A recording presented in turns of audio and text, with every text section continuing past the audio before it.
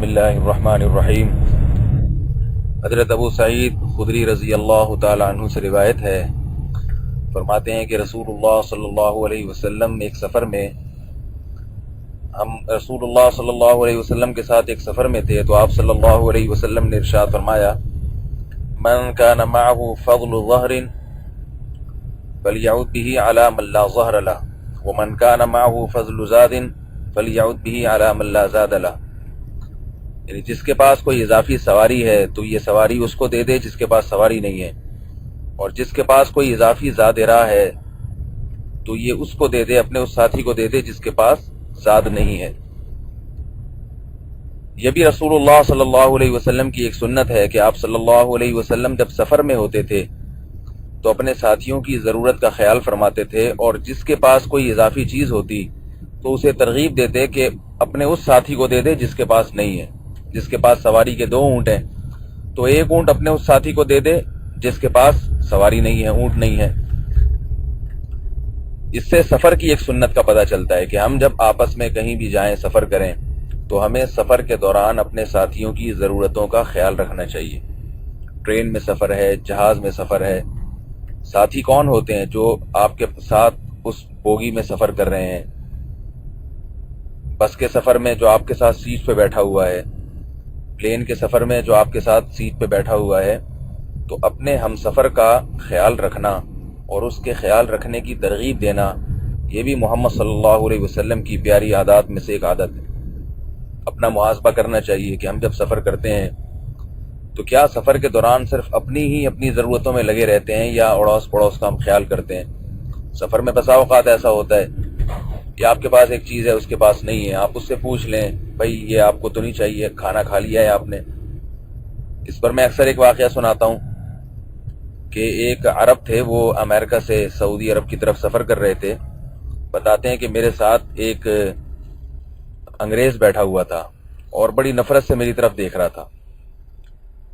Air hostess آئی، اس نے hash tray کو آگے کیا اور کوئی چیز کھانے کو لا کے رکھی۔ کہہ رہے میں نے اس گورے سے پوچھا، انگلش انہیں آتی تھی، میں نے پوچھا بھائی آپ کو تو کچھ نہیں چاہیے؟ اس نے کہا نہیں۔ اس طرح میں ہر تھوڑی دیر کے بعد اس سے میں پوچھتا رہتا تھا کچھ نہ کچھ۔ پانی پیتا تو اس سے پوچھتا آپ کو تو نہیں چاہیے؟ کہہ رہے ہیں وہ بالآخر اس گورے کے دل میں تھوڑی مجھ سے وحشت جو تھی وہ کم ہوتی چلی گئی۔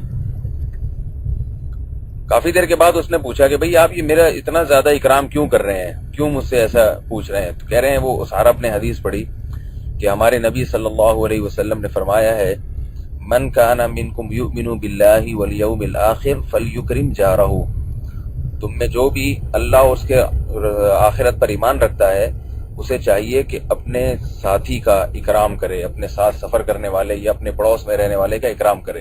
تم میرے ساتھی ہو، سفر کے ساتھی ہو، اس لیے میں تمہارا اکرام کر رہا ہوں۔ قصہ مختصر، اس گورے نے پوچھا کہ اچھا اور تمہارے نبی نے تمہیں کیا کیا سکھایا ہے؟ تو یہ پوری تفصیل بتاتے رہے۔ کہہ رہے ہیں وہ اتنا متاثر ہوا، اس کے دل میں یہ تھا مسلمان دہشت گرد ہوتے ہیں۔ داڑھی دیکھ کے وہ عرب کی نا وہ تھوڑا سا کترا رہا تھا کہ پتہ نہیں کوئی بم نہ رکھ دے میری جیب میں۔ کہتے ہیں کہ جب ہم جہاز ہمارا لینڈ کیا ہے تو وہ کلمہ پڑھ کے انگریز مسلمان ہو چکا تھا۔ اتنا اچھا اثر ہے انسان کے اخلاق کا۔ ہم جب سفر کریں اپنے ساتھیوں کو پوچھیں، کھانے کا پوچھیں، بستر کا پوچھ لیں۔ ٹرین میں جب سفر ہوتا ہے تو بعض دفعہ کسی کے پاس سونے کی جگہ ہوتی ہے، کسی کے پاس نہیں ہوتی، تھوڑا سا اس کا بھی خیال کر لیا جائے۔ البتہ یہ ضرور ہے کہ بعض لوگ جان بوجھ کر طفیلی بنے ہوتے ہیں، وہ سفر میں اپنے ساتھ زاد راہ نہیں لیتے اور ان کی نیت یہی ہوتی ہے کہ ایک دوسرے کی چیزیں استعمال کر کے سفر گزار لیں گے۔ تو میں یہ سمجھتا ہوں ایسے نالائقوں کے ساتھ حسن سلوک نہیں کرنا چاہیے، کیونکہ یہ بھگاری قسم کے لوگ ہوتے ہیں۔ ان کے ساتھ اچھا سلوک کریں گے، ان کے بھگاری پن میں اضافہ ہوتا ہے۔ ان کو بغیر ٹکٹ سفر کرنے کی عادت ہوتی ہے، دوسروں کی سیٹوں پہ بیٹھنے کی، مفت میں بیٹھ کے سفر کرنے کی عادت ہوتی ہے۔